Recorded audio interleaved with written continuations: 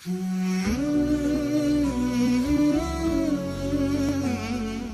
alaikum wa rahmatullahi wa barakatuh. Allah says, وَلِتُكْمِلُوا الْعِدَّةِ, so that all of you complete the count. Allah is now tie this together.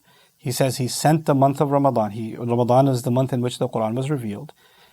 And then He describes the Quran. Then He says, whoever among you is going to witness this month should fast in its entirety.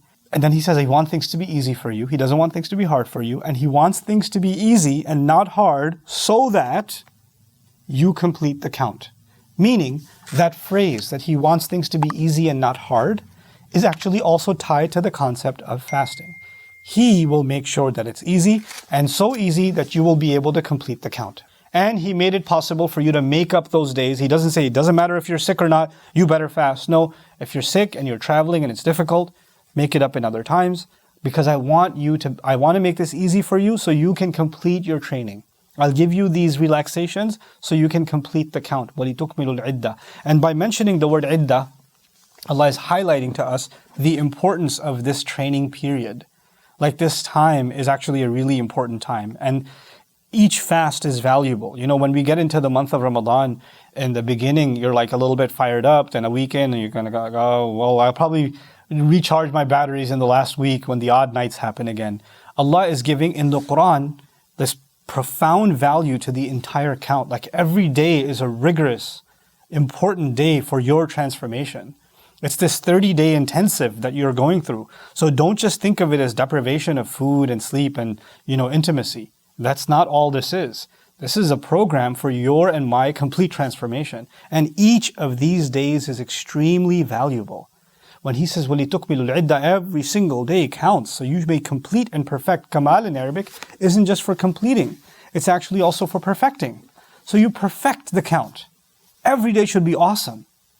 Every day is a quiz. Every day of Ramadan is like a quiz. And you've got to ace that quiz. You've got to do your very, very best. The way you speak, the way you control your temper, the way if you're used to just talking about people, don't talk about people, even the people that make you upset. Even the people that, your friends are calling you, talking about people. No, we're not going to talk about anybody. We're going to talk about Allah, we'll talk about His messenger, or we're going to talk about who we're going to help. That's it. No, but I want to talk about what wrong they did and what they said, and it made me so angry. Nope, we're not going to talk. We're fasting from all of that. No, we're not fasting we're just fasting from food. No, we're fasting from our tongues also. We're fasting from saying bad things also.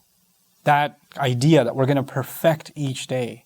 We're going to become conscious, so just like we are conscious of food and drink, just like that, we're going to become conscious of everything else, how we spend our time. We're not going to waste hours entertaining ourselves. We're not going to just lie around doing nothing. We were created for a purpose. The Prophet ﷺ, this Quran was given to him, and the rest of his life was driven by this purpose. These 30 days, when you live purposefully, you start thinking about how to value your time. It's not just about prayers. In between, every prayer is supposed to recalibrate your purpose. So from this prayer to next prayer, what valuable thing did you do? What did you do to benefit yourself? What did you do to benefit someone else? What did you do for this life? What did you do for the next life?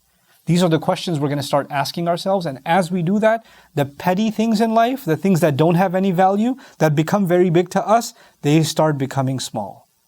They are no longer a big deal. Then you don't care about the clothes and which party and who said what and, keeping up with whatever social standards and, money and, all of these petty things, they start disappearing. And the people who you think are the biggest problems in your life, or you're worried about this one or worried about that one, or arguments with this, all of those things, you realize that you are in the hands of Allah. You're conscious and aware of Allah. He's the one protecting you. He's the one training you. You let go of your fear of everybody else. That's part of the meaning of taqwa, of having a consciousness of Allah, purpose. Just like you're afraid of Allah before you drink that glass of water or you eat that food before, when you're fasting, the same way you're going to develop, well, if I'm afraid of Allah in this, then I really shouldn't be afraid of anybody else. You let go of your anxiety and fear of people. Train your mind in these things and every day becomes perfected. وَلِتُكْمِلُوا الْعِدَّةِ. How will it become perfected? How will your mindset change? Well, that's the key, isn't it? Recite Quran, contemplate Quran in the days of the fast, in the nights of the fast. Contemplate. Think about what Allah is saying. Don't finish. You don't have to finish the entire Quran. You don't have to finish reciting the whole thing or reading the translation of the whole thing. Whatever you recite every day, think a lot about what Allah is saying, and I can guarantee you, Your heart and your mind is going to start experiencing a profound transformation, especially in this month.